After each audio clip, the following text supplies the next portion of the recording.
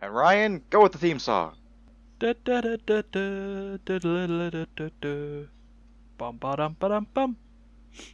What? You were more prepared for that than I thought you would be. Kudos. Or maybe just, maybe just a little bit more, spontaneous. Just seems to be the way to go. Right, this is the Immaterial Gamers podcast that currently doesn't have a name yet. This week, the reason we haven't actually given it a name is that I tried to get a petition set for the government to discuss it in Parliament, and they've not quite got back to me yet, so we'll just have to stick with it as it is. This podcast is being recorded on the 26th of August 2018, where our weather has decided it wants to change just as much in an average zone in World of Warcraft, so often. Yeah, we've had quite a bit of rainy weather over here as well. I think Canada's preparing for fall a little ahead of time. Yeah, winter seems to be truly coming, and not just in Game of Thrones. So with that in mind, let's go with introductions. So the first person you heard does know, the weather women know when it is raining men. It is Duncan, otherwise known as GeoffVader. Say hello. Heyo. And the silent voice that we haven't heard just yet, but will talk once he is introduced. It is Mopbucket himself. It's Matt.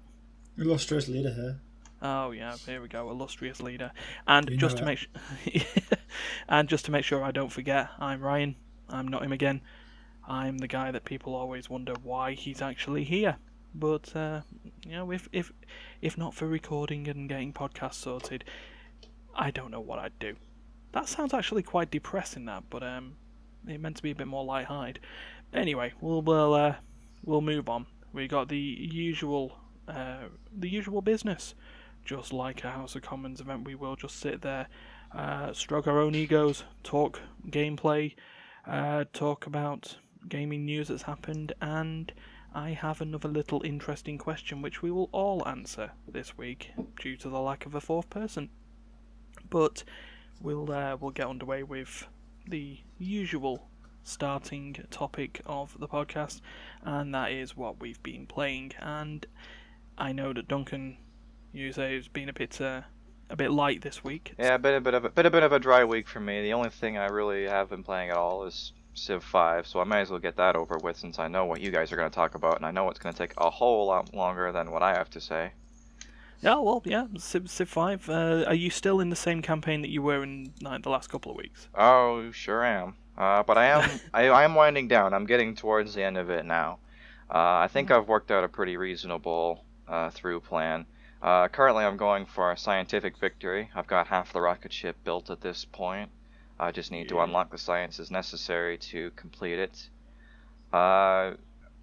Science! That is my sort of victory. Yeah, I have a pretty good idea of how I'm going to end it. At this point, probably for about the last 2,000 years in game, me, Poland, the Inca, and Saudi Arabia formed a pretty strong core alliance. Nice. And we've had each other's backs for most of the game at this point, had good trade, and support each other militaristically. It's probably the only reason why I haven't gone to as many wars as I have at this point, is because no one wants to declare a war against someone who's got 4 other countries at his back. True. So it just allows you just to keep that little defense going, and you'll be into space. Yeah. At this point, the politics are getting a little bit complicated. Some of my my oldest friends are starting to make friends with people I used to be enemies with, and they're like plotting against each other and all this crap. So that's the random number generator taking effect. Yeah. So I'm hoping to finish the sciences before everything goes to shit, and I think that when I'm about 10 or 15 turns away from victory, I think I might just declare war against all the other nations. Just arrange things so that have the world just burn down while I just leave to space. Just make it like this sort of thing. You thought, well, we don't need to be here anymore. Let's to space. Yep. I don't want to live on this planet anymore. Fair dues. Well, we will probably look forward to that catch up in the coming weeks. and we'll just make sure that that keeps going. Yeah, I should be done. I should be done this campaign by next time I'm on the podcast, whether that's next week or whenever. Fair dues, no worries. Right, Matt, I know that you've been playing it for a week. I know that you've read and experienced a lot of it. So how goes Dead Island? Dead Island? Well, there's a lot of dead people there. What? On an island? I think so. No, that was just a nice bit of a. What do they call that? A fake out? Misdirection. Maybe. Yeah, misdirection. So no, seriously, I know that you've been playing Battle for Azeroth since last week when. With the correct kind of misdirection. Yes. Ah. The hunter misdirection. See, I get it. It's a Warcraft joke. I get it. Yeah. I only know that because of Hearthstone. Hearthstone is, it's kind of, it's World of Warcraft light. We're playing a lot of that too. Yeah. So yeah, we'll go for that. Do you want to go with Hearthstone or Battle for Azeroth first then? Yes. Yes. Good answer. Yes. Oh, you know it. You take your pick, Matt. Ooh. Well, I've been playing Azeroth more than Hearthstone. Hearthstone, I kind of play while I'm at work, rather than actually doing work. Which I probably shouldn't admit to, but work doesn't listen to this yet, so I'm alright for now. No, that's good. Well, you're not sat there playing the cards actually in the office, are you? Well, the hope is that Immaterial Gamers takes off and we start making money right around the time that your work finds out that you're not doing by the time work. I get fired. Yeah, so that way you have something to fall back on, Yeah. So we've been watching these we've been listening to these videos. I think they were from last year. So you were playing Hearthstone, were you? No.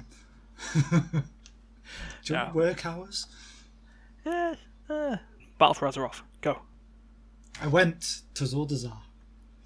Ah, yes. The main starting fact, in case nobody knows this, I am Horde, the only true faction in World of Warcraft.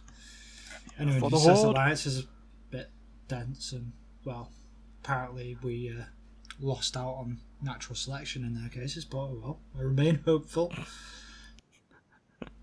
So I've done the first character to 120, exploring the world and battling the Alliance on their rather disturbingly poorly designed island, which I don't feel sorry for them at all.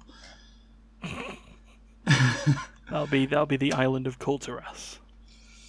Yeah. Or continent, It's really. a poor island. There's many hills, many roads, and that's about all there is to it. Yeah.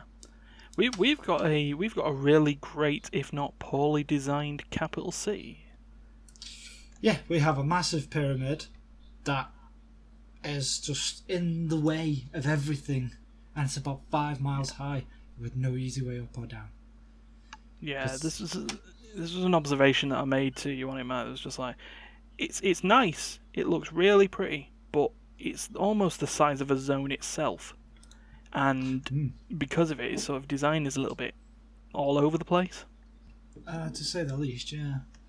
They've got crafters in one place, some more crafters in another place. The food court is spread across a very thin strip. Doesn't really help you out with your cooking. And then you've got the boats all over the place after that. It's like the trolls got together and thought, right, we'll roll some dice with port and dinnering area, dining, food area over there, and they just rolled it and thought, right, the dice have landed in this position, we will build it all here. Yeah, and it was not a very good choice. It was a terrible choice. No, here's the thing. 'Cause you've got your big capital cities. You've got your Orgrimmar. You've got Thunderbluff. You've got Stormwind if you're that way inclined, and they're big, but they generally have their sections for you to go to, and everything's fine. Any city that requires 3 flight points is too damn big. Yes, far too big. But that being said, I do have goblin gliders, which I can make, so I still fly, even though Blizzard have tried to stop me. It's like, I see what you're trying to do here, Blizzard. I will ignore that completely and jump from the pyramid and fly to the other side of the map. Yeah, that works. Yeah, it works entirely. So we've got the city. How would you feel you'd explain sort of the leveling, the questing, items? Well, leveling wise, it's not too different from any other expansion. It's go here, do this, go there, do that. They've got the newish bonus objectives for areas, which I think they introduced in Draenor, which give you a little boost. It's not nothing spectacular. They've tried to limit how quickly you level, so you're forced to do the majority of the content, so that their story writers can at least get some kind of look in, even though they have butchered the lore in places over the years, like Bronzebeard. Oh, I knew this was coming along. You and these dwarves haven't had a good run, have you? No, not really, because dwarves are a poor choice of character. And this one in particular died in Warcraft 3, but nah, they brought him back. Why? You're a racist. Not racist, just because he's ginger. But what's... Hey. Hey. Yeah, but what about Magni Bronzebeard, Giant crystallized dwarf. He's dead. It's just the world decided, no, I must have a gimp. And I will make it a short bearded one. God damn it. The short crystal gimp. Exactly. That is Magni Bronzebeard. He's the world's bitch. The world All he does is sits there whinging, the world's in pain, the world this, the world that. It's like fucking Greenpeace. Shut the fuck up and let me destroy something. Jesus. Well, that does sound like a horde thing to say, to be perfectly honest. Well, they're making us out to be bad guys, so we might as well act the bad guys. The whole burning of a tree full of elves, plaguing half the Alliance when they come knocking at our door. Yeah. Although they deserve that. How dare they attack us? Pfft. Pests. I mean, to be fair, the Horde did move halfway across the world just to not start a war with the Alliance. What do they want from us, right? Yeah, exactly. No, it's like, okay, we'll go find another place in the world. No, you won't. We'll attack you. God damn it. But anyway, back to the expansion. Level-wise, it's not too bad. It does, everything scales up your level, so they try and keep it challenging. But if you play any class other than like a rogue or a clothy, everything's not really that challenging. I mean, that's something that they sort of did at the end of Legion, wasn't it? Was to make all the other zones, like I think I mentioned a couple of podcasts ago, they sort of made everything scale now to the extreme of each expansion. And Battle for Azeroth's no different. And you'll have no doubt heard the rattling as my cat has now woke up and is having a good scratch and my desk is rattling, so we'll probably end up trying. Stop it, cat! Stop it! Honestly, she's a pestilence. The guest opinions of the cat. As with all hunter pets, is usually more of a nuisance than a help. But along with the leveling, the loot scales with you as well. You tend to get loot proportionate to your level or item level when you hit max level. Which is it's nice, but I wish it'd scale up a bit quicker. I'm finding that I'm having to do several quests to get better gear rather than just a couple. Or I have to go into like 3-4 dungeons. The dungeon drops are pretty shit as well. I've done like 4 or 5 dungeons and got one item out of it. Like, what the fuck's that about? Yeah, this is the cost of what would now be considered personal loot in WoW dungeons. No longer do you have to sit there and necessarily have to roll for any gear that you want. or need. But then that just gives the excuse to not give you anything at all. All you get is piddly Azurite, which levels up your artifact thing, which in turn gets you unlocks for your 3 pieces of Azurite armor, which you can unlock, which are head, shoulders, and chest piece. Knees and toes were asked, but they declined. But the actual item level, the actual bonuses themselves are pretty shit. For the most They're a bit part. supposed to be like the old glyphs, where they're just supposed to be a little bit of a sort of a tag on to something rather than something that would change your game style drastically. Yeah. Turns out it really is hard to talk about one game for 10 minutes, isn't it? It's just Warcraft. I don't know why. Yeah, I guess when it comes to it, yeah, it is just more Warcraft. I think it's now that WoW has now become something that's a bit more about it's just sort of continuing its lore rather than any real big innovations to the gameplay. And I know that they've got the island expedition mode, and the way that they're changing how players actually level. I mean, I guess with the fact that this war between the Horde and the Alliance, you've got the fact that you have your actual own islands to explore, minus these little footholds that each opposing faction can have on each other's island. But yeah, I guess like you say, at the end of it, it's more Warcraft. Yeah. People fighting, people killing. It's just the same stuff really, every expansion, but different story tacked onto it, so it feels a little bit fresh. But at the end of the day, once you've done the story once and you do it on a separate character, like I'm leveling my druid now, and I'm not reading the story because I know the story. I'm literally just like picking up quest. Okay, going off to do it. It's literally the same thing. Go here, kill 10 of this. Go here, gather 4 of that. Go here, spy on this guy. Come back. Job done. Fly to next hub. Yeah. But if you're interested in the story, you take your time and just don't bother leveling a second character. Otherwise, you'll be depressed in the fact that you're just doing the same bunch of quests in each quest hub. Yeah. But that's literally if you just power into it, like this mythic guild or whatever the fuck they are,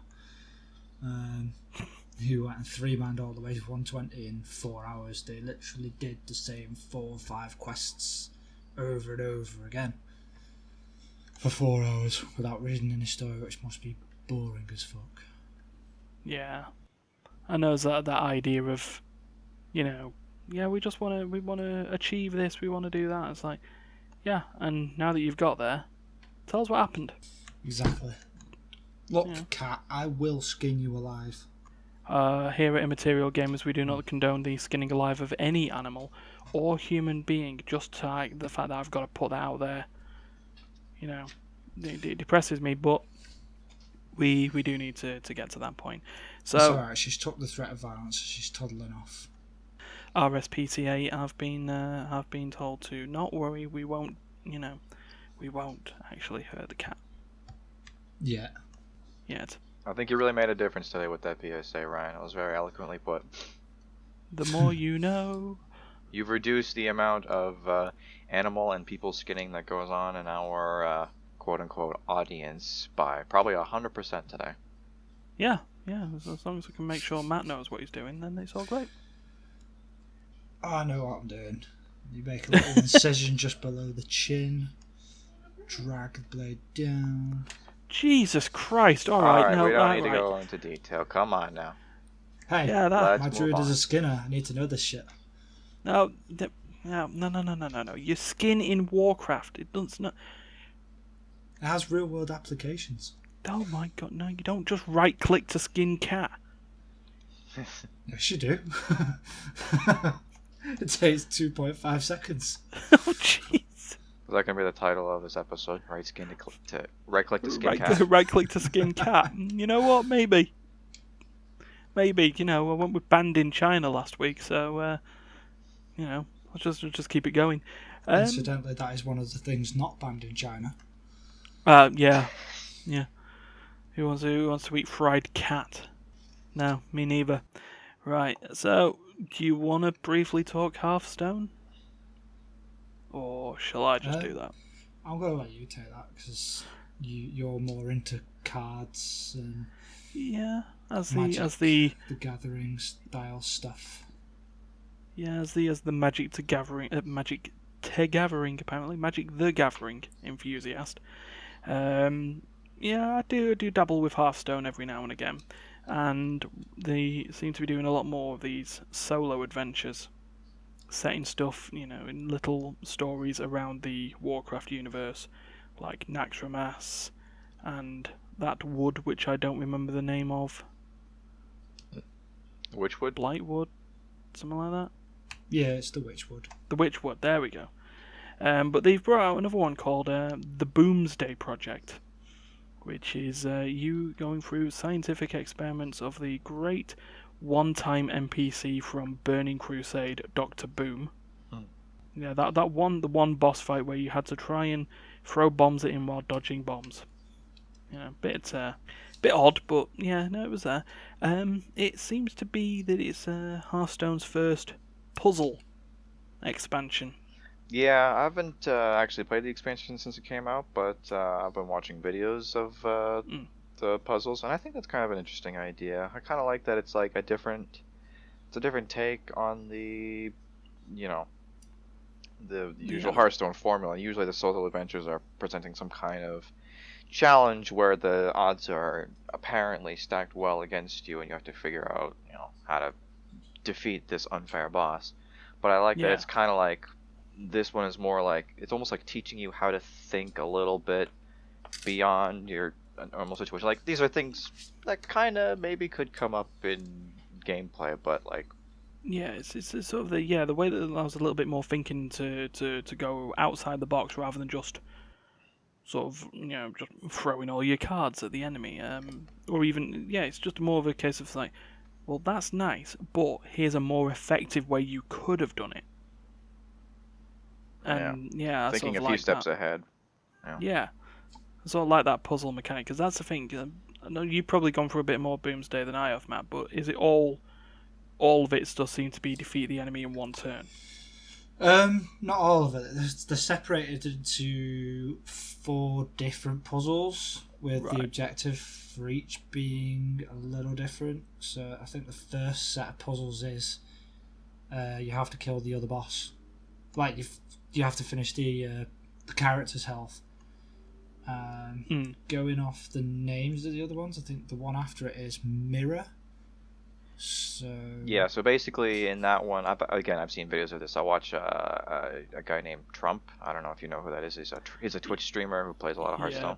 Big Hearthstone player, isn't he? Yeah, and he's been doing videos on the Boomsday Project, and the Mirror one is essentially that you just have to find a way to copy the enemy's board state, however, through any means necessary. Have the exact same units in the exact same arrangement with the exact same stats. So rather than actually trying to eliminate the enemy or whatever, it's just copy the enemy. It's a different kind of doesn't it? It's a whole different kind of puzzle solving, and I think that's kind of interesting. I think the ones I was looking at then, that would have been the lethal subset of puzzles, if I remember now. Yeah. So you've got lethal, mirror, board clear, and survival. Right. Okay. Yeah. So it's exactly what it says on the tin. Yeah, but like you were saying, it's a bit of an interesting and different way of dealing with stuff other than build deck, try kill man. Yeah, because like the thing about the bosses from previous solo adventures is like there's nothing applicable really about what you learn or do in those adventures, because you have to have a very specific type of deck to really exploit the weaknesses of previous bosses. But I like that this is kind of more of an educational experience. Like it kind of teaches you how to like be a more advanced Hearthstone player, how to think a little bit more in depth about your board state and the opponent's board state, and how how to use your cards to the maximum effectiveness. I kind of like that idea.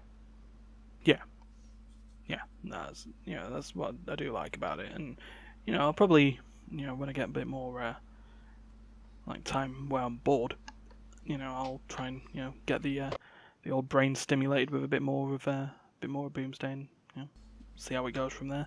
Maybe actually get back into Magic the Gathering a bit more as well, because there's a load of paper cards around my house. I mean, loads. Cards. Yeah. Could make a cape out of them, but I think other YouTubers and streamers have done that before. But we'll see how it goes. Also, I've been getting my nostalgia on.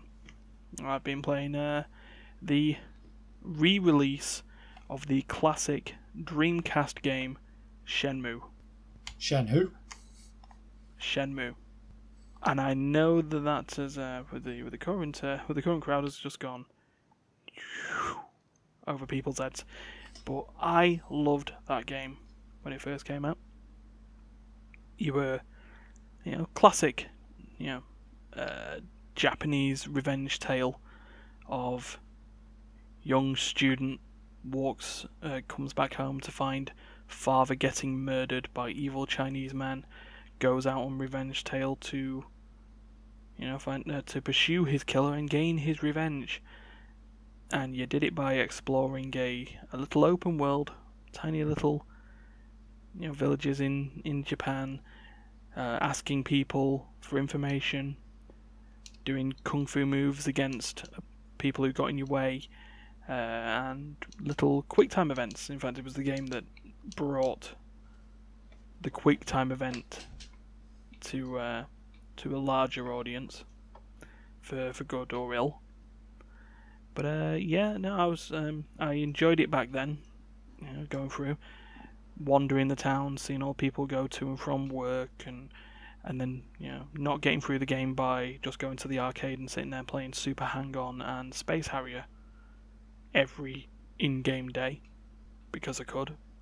It was just great. As long as your main character got home by 11 o'clock every night, it was all good. But I feel I might be suffering a little bit from the rose-tinted glasses of it, because the game has been re-released. It's not been remastered in any real big way. It's had a little bit of graphical improvements to make sure that you're not just seeing the world clip through every 2 seconds. The voice acting is still very, very tinny and compressed. And I've now decided I don't actually like the gameplay of it anymore. It's right. I like the idea of asking people, oh look, the bad guy drove away in a car. Let's speak to anyone who may have seen that car, and that's fine. And that sort of point and click adventure style way of gaining information to solve the puzzles. Yeah, okay, yeah, that's cool. Where it falls down is when you've got to speak to specific people who are only available at certain times, and the in-game clock goes, what's the best way to say it? Slow. Yeah, very slow. It's almost like an in-game day in that can be, 30 minutes to an hour. And when you're sat there, it's like, right, I've got to go and speak to these sailors who frequent at this bar at 9 o'clock in the evening, and your character wakes up at 8:30 in the morning, and you've got nothing to do. It ends up being a bit of a problem. So it's like, I had sat there and played WoW while waiting for the bar to open. I sat there and played my phone games while waiting for the bar to open, and that isn't the point. You're supposed to be going around and doing stuff. Yeah, I mean, you really shouldn't have to play another game while you're waiting for one game to do something. Yeah, I mean, I know that I can be a bit cruel on that, but that was the main problem with the first Shenmue game. The second Shenmue game added a time skip feature, so you could skip to certain parts of the day to make it a little bit less tedious. But given that the fact that Shenmue 2 continues directly on from the first and takes everything over, I want to, get through the first game first, and I'm having starting to have a problem that I might not have the best time with it again. So yeah, not the greatest situation, but I will try and plod through it just to make sure that I'm not losing the love for a game that I had nearly 20 years ago now. Yeah, you sounded like you're depressing yourself a lot with this.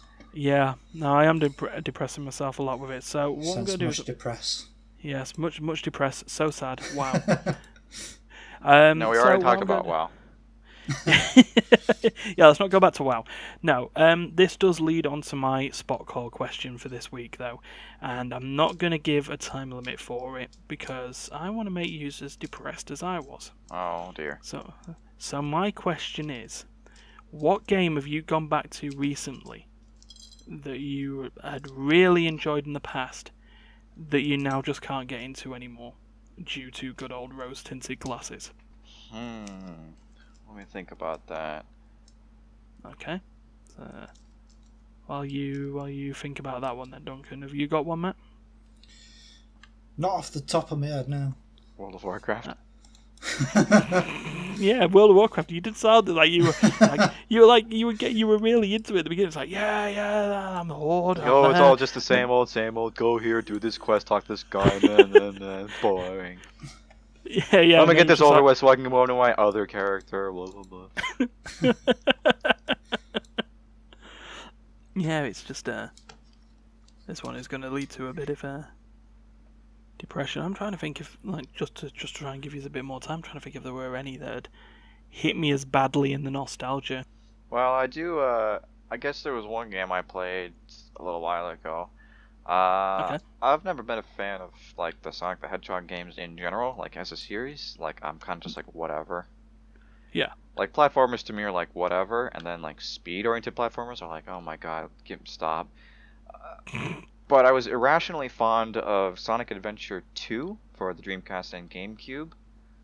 Because that was just one of 6 games that I had available to play when I was a small child, and you get attached to certain things that you experience as a child.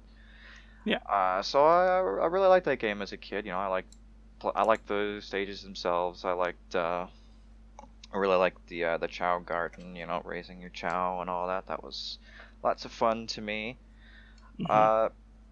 Going back in it, I tried playing it a little while ago because it's on Steam, oddly enough. And I have to say, there's definitely problems with it. Yeah. I mean, I was always aware that the voice acting was kind of atrocious, but it's like I always remember it being a really fun game, but then I remember, oh, okay, so all the Knuckles stages suck, all of the Rouge stages suck, because it's basically just like a randomly generated quest where in the Knuckles and Rouge stages you're basically just looking for pieces of the Master Emerald or whatever, and they're all randomly spawned throughout a map. And it's just luck whether or not you get them in a decent amount of time. Yeah. And wasn't it insulting enough that they would give you a time bonus for a score? Yeah, no kidding. That would determine your rank based on how quickly you found these emeralds. And now, given, like you said, that it is complete random chance of where they are in the first place. Yeah, and then as aside from that, we've also got oh my god, talking is hard. The stages that involve not Knuckles, Tails and Eggman. That's it. They've got mech suits for some reason. That's was like exclusive to that game and never really been touched on again. And while it's fun to shoot lots of lasers and blow things up, I guess it seems really odd to put that in a Sonic the Hedgehog game, and also the controls for the mech suits are a little bit clunky and awkward. They have a very strange acceleration. Their boxes are really big and they don't turn very well. Bringing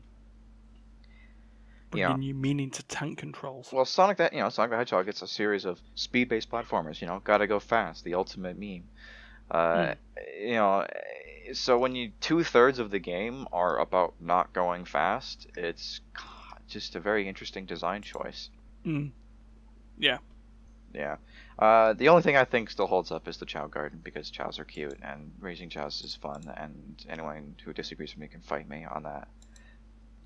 All of the actual stages and the actual like game that people actually bought to play is like whatever, mediocre. But the Chow Garden, that's where it's at. Gotta raise your little baby monster thing to fight other baby monster things and defeat them in races and other weird stuff like that. And sometimes they bang and have more babies, and sometimes they die. And they become eggs again. Yes.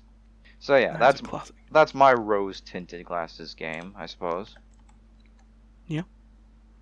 Then Matt, what's yours? Well, I've just been looking through my Steam list because I know I have a few old ones on there that I've rebought on Steam because either I cannot find the disc or it's been shattered into 1,000 pieces from age. And I've come across at the very bottom of my list the old XCOM games from the DOS era. Oh, yeah. Now, the first one is UFO Defense, which I have played not so recently, but I did go back to it. I played it, got all the way through in one, and enjoyed it every bit as much as I did the last time. Mm-hmm.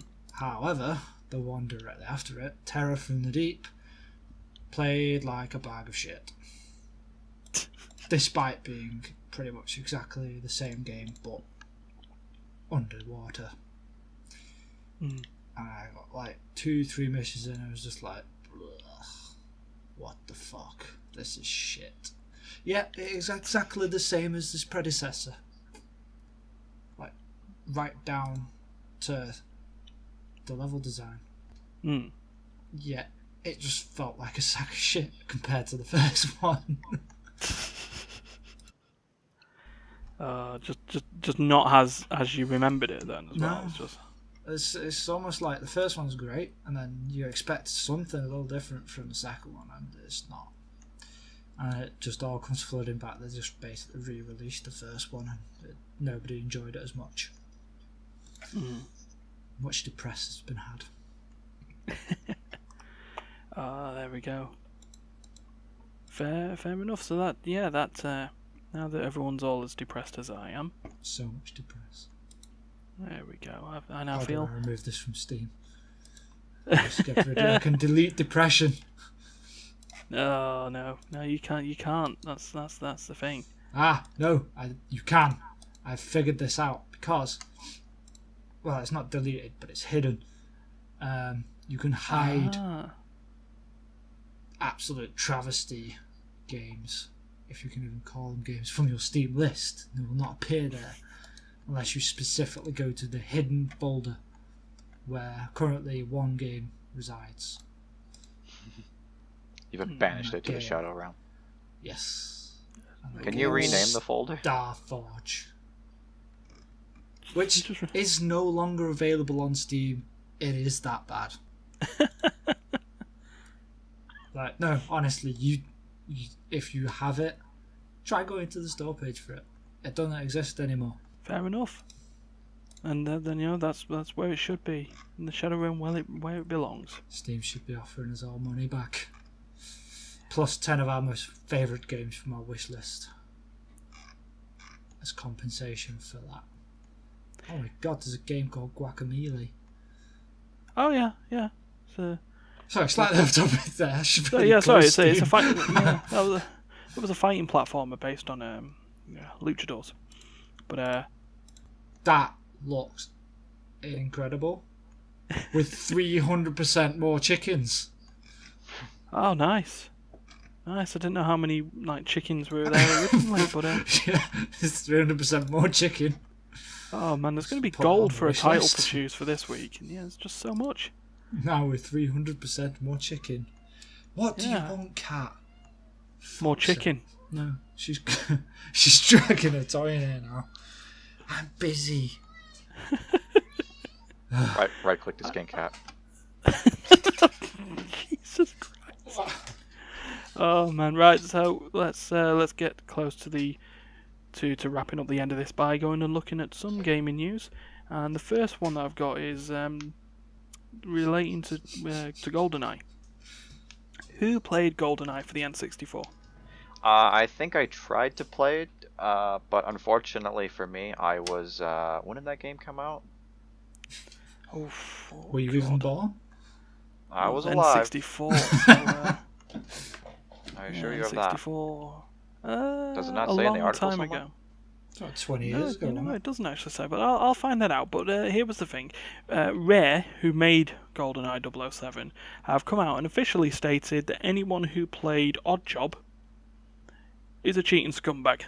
So, now I never played GoldenEye.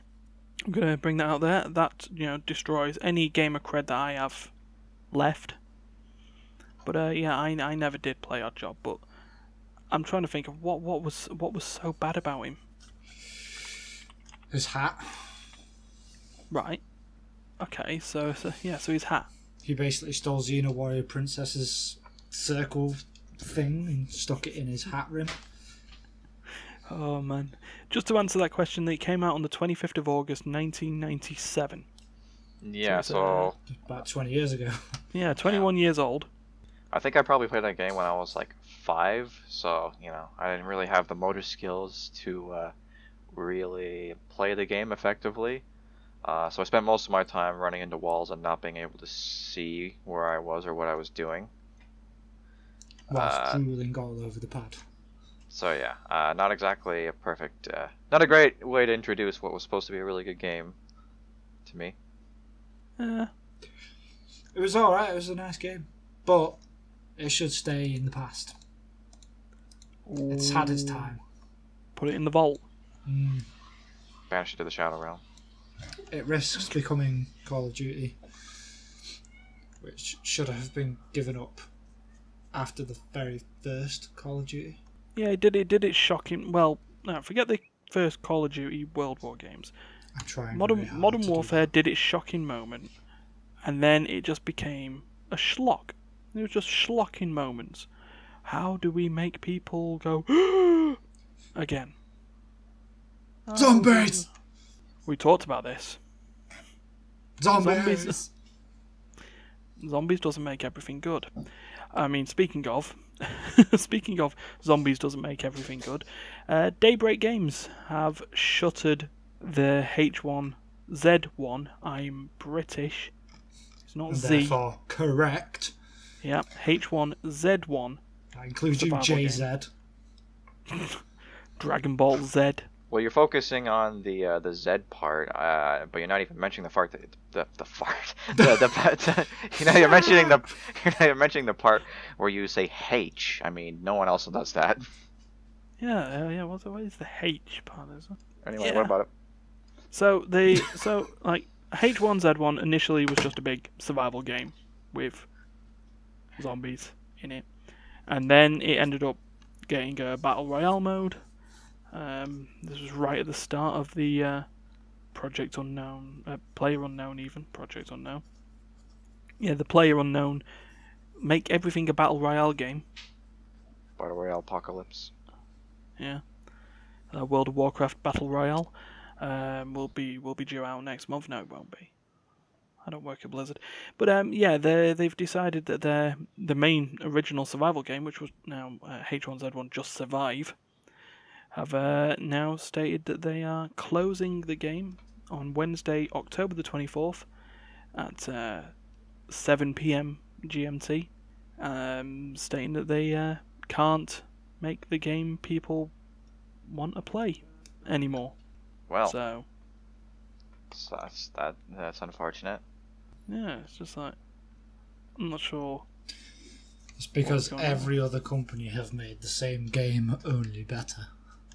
Oh. And they have lost revenue from it. These things happen. They did get the idea from the Days mod. Armour. Yeah, DayZ mod. Yeah. Well, that's the thing. The Days mod was all one word, but everyone was like, "Oh, it's Daisy." It's like, no, Daisy is a flower. She's also a character in Super Smash Bros. Ultimate. it's just a capital Z, but it's not a separate word. It's like Days mod. But yeah, they essentially stole the idea from that. Then we had PUBG, or as most normal people call it, PlayerUnknown Battlegrounds.